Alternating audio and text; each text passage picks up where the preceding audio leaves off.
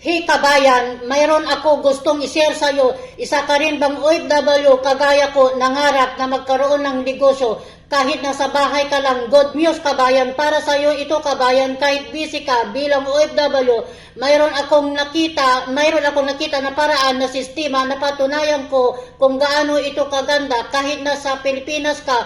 Ako mismo nagpapatunay sa online business na ito.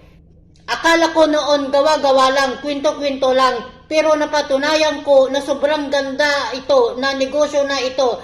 Kahit busy ka sa trabaho mo bilang OFW, kung gusto mo rin mapatunayan ito na sinasabi ko na sistema kabayan, may free video ako na ibibigay sa iyo at free rin ito na ituturo ko sa iyo. Kahit nasa bahay ka lang, busy bilang OFW, ay gusto mo rin ba makaipon na kagaya ko? Kung interesado ka kabayan, mag-action ka lang sa baba ng video na ito. I-click mo lang yung link sa baba. See you in my inbox kabayan. Thank you and more blessing. God bless kabayan. Bye!